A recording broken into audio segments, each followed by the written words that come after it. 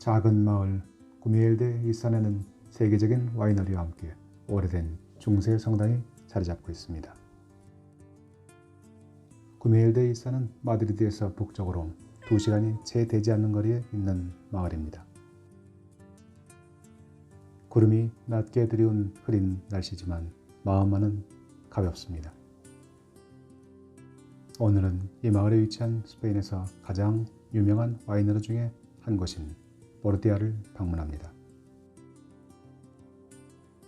이 건물은 스페인은 물론 세계적으로도 이름이 있는 건물입니다. 이른 아침 제가 첫 번째 방문객입니다. 보르티아 보데가스 안에는 와인을 살 수 있는 샵과 커피를 마실 수 있는 카페와 그리고 식당이 함께 자리 잡고 있습니다. 최초 설계에는 호텔까지 들어있었지만 막대한 재정 부담 때문에 호텔은 취소되었습니다. 토끼풀을 닮은 특이한 건축 양식입니다. 세계적인 건축가 노만 포스터가 이 와이너리의 설계를 맡았습니다. 노만 포스터는 홍콩, 상하이뱅크 등 세계적으로 유명한 건축물을 설계했습니다. 그 중에서도 우리에게 가장 익숙한 건축물은 애플 잡스와 함께 설계한 애플파크입니다. 애플파크는 4층 높이의 단순한 원형의 띠로 설계되었습니다. 마치 우주선이 넓은 들판에 착륙하는 듯한 모습을 닮았습니다. 보데가에 마련된 방문객을 위한 주차장도 위대한 설계가의 분위기가 느껴집니다. 노만 포스터의 작품은 한국에서도 그 자취를 찾아볼 수 있습니다. 2016년 준공된 대전의 한국타이어 R&D 센터 테크노돔이 바로 노만 포스터의 작품입니다. 보르티아 와이너리, 보르티아 양조장의 메인 건물로 발길을 옮깁니다. 천장이 낮은 건물이지만 높이가 10m가 넘습니다. 조감도를 보면 도끼풀과 아주 흡사한 모양입니다. 포도주를 숙성시키는 오크베러를 잘라서 벽면에 장식으로 만들었습니다. 1층에는 레스토랑, 지하에는 샵과 양조장이 자리 잡고 있습니다. 보르티아 보데가를 비롯해서 총 7개의 와이너리를 이끌고 있는 파우스티노 와인 그룹은 스페인에서 가장 유명한 와인 그룹 중 하나입니다. 1861년 스페인의 마르티네스 가문은 스페인 북쪽 레오아 지역에서 파우스티노 와이너리를 처음으로 세웠습니다. 파우스티노 그룹은 사세를 확장해서 점차 남쪽의 리베라델 두에로 지역까지 진출했습니다. 그룹은 이곳 구미엘데 이산의 포도밭을 구입하고 그리고 세계적인 건축가의 도움으로 멋진 건물을 완성했습니다. 콘크리트 6만 5천 톤을 부어 지은 건물에는 총 비용 4,500만 유로, 우리 돈으로 630억 원이 투입되었습니다. 보데가 보르티아는 불과 10여 년 만에 이곳 구미엘데 이산에서도 손에 꼽히는 와이너리로 성장했습니다. 한국에서도 불과 몇만 원이면 파우스티노 포도주를 맛볼 수 있습니다. 스페인 사람들에게 포도주는 술이라기보다는 음료 또는 음식에 가깝습니다. 점심, 저녁 식사 때는 어김없이 포도주가 등장합니다. 슈퍼에 가면 불과 몇천 원이면 좋은 품질의 포도주를 구할 수 있습니다. 뛰어난 미각을 갖지 않은 사람들에게 포도주는 그저 포도주일 뿐입니다.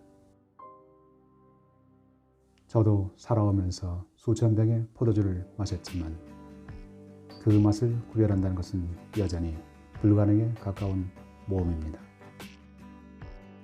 그저 맛있는 치즈와 올리브 그리고 초리소와 함께 한 조각의 빵이 있다면 어느 포도주라도 제게는 대환영입니다.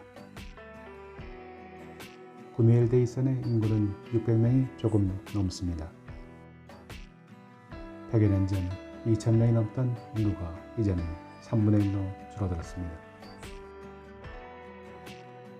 이 마을은 포도주 산지의 한가운데 위치한 마을입니다. 마을 주택의 지하는 대부분 양조장 동굴로 사용되고 있습니다. 오래된 나무문에서 돌담에서 포도주 향기가 배어나오는 것 같습니다. 스페인 사람들은 이렇게 플라타르스 나무를 등나무처럼 전지해서 여름에 시원한 그늘로 사용합니다. 우리를 존중해 주세요 라는 여성의 그림이 보입니다.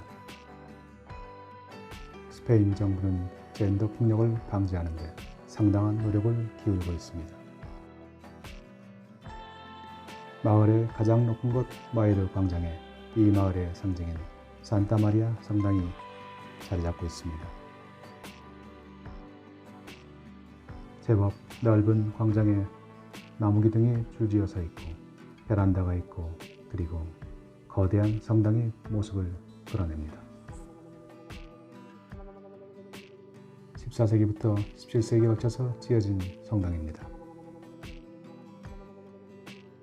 인구 600명, 한참 시절에도 2,000명이 겨우 넘었던 이 마을에 이렇게 위풍당당한 성당이 있습니다. 성당은 1627년 완공되었습니다. 르네상스와 바로크 형식을 함께 포용하고 있습니다.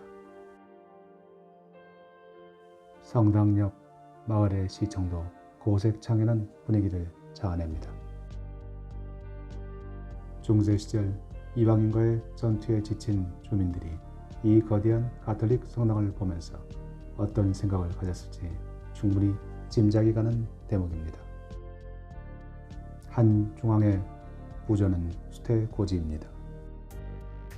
천사들이 성모 마리아가 예수님을 잉태했음을 알리고 있습니다. 이 마을에서도 역사적인 인물이 탄생했습니다. 도미니코 수도회를 창설한 산토 도밍고 데 구스만과 LCD를 지은 이가 바로 이 마을 출신입니다. LCD는 스페인의 국토 회복 운동 중에 스페인의 국민 영웅으로 떠오른 인물입니다. LCD의 본명은 로드리고 디아스입니다. 그는 1040년 태어나서 1099년 생을 마감했습니다. 그가 죽은 후 떠돌이 가수들이 그의 죽음을 찬양하는 노래를 부르기 시작했습니다. 1120년경 처음으로 구두로 가사가 만들어졌습니다. LCD가 떠난 지 100여 년이 지난 1207년 베르아바트는 마침내 LCD의 노래를 내놓았습니다. 스페인의 민족 영웅을 찬양하는 대서사시입니다. LCD는 중세 시절 유럽의 3대 서사시에 속하는 작품입니다. LCD의 노래는 독일의 느벨룽겔의 노래 그리고 프랑스의 롤랑의 노래와 함께 쌍벽을 이룹니다. 중세 시절 사람들은 전설과 신화와 영웅과 모험의 세계 속에서 현실의 어려움을 잊고 그리고 미래를 향해 꿈을 키워왔습니다. 마을의 건축 형식은 독특한 아름다움이 있습니다. 목재와 돌과 벽돌로 집을 짓고 아름답게 색을 칠했습니다. 3월 유럽은 흐리면 흐린 대로 그 감성이 묻어납니다. 유럽의 집은 겉으로 보기에는 초라하고 작아 보여도 속으로는 크고 잘 꾸며져 있습니다. 돌로 쌓은 벽체도 여간 두꺼운 것이 아닙니다. 여름에는 시원하고 겨울에는 따뜻하게 온기를 지켜줍니다. 이 마을은 8m는 온통 포대가이고 주변은 모두 포도밭입니다. 마을의 특징처럼 포도를 수확하는 여인의 모습이 벽화로 그려져 있습니다. 고단한 삶 속에도 마을을 지켜가는 여인들의 강인함이 느껴집니다. 마요르 광장으로 되돌아가는 길, 오래된 나무들이 보입니다. 작은 바도 제법 역사가 되었습니다. 1953년 벌써 70년째 이 자리를 지키고 있습니다. 지나는 사람은 없어도 건축물은 1000년, 2000년을 그대로 이 자리를 지키고 있습니다. 도미니크 수도의 창시자 산토 도밍고 데 구즈만이 어린 시절 외삼촌 집에서 교육을 받던 장소입니다. 신부였던 외삼촌의 가마를 받아 그는 훗날 세계적인 도미니크 수도회를 창설하는 길을 열었습니다. 그토록 유명한 인물이 머물렀던 장소지만 자세히 찾아보지 않으면 알아보기 힘들 정도로 잘 숨겨져 있습니다. 어쩌면 이들이 더 은근과 끈기를 실천하는 민족인지도 모르겠습니다. 좁은 길을 내려가 제가 좋아하는 빵을 사러 빵집에 들립니다. 마을에 하나밖에 없는 빵집입니다. 시골 마을 주민들이 줄어들면서 빵집의 숫자도 줄어듭니다. 구미엘데 이사는 그래도 제법 큰 시골 마을입니다.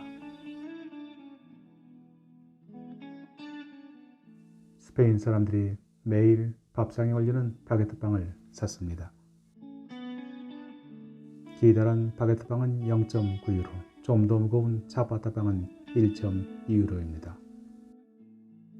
이 맛있는 빵을 우리 돈 2,500원이 되지 않는 돈으로 샀습니다.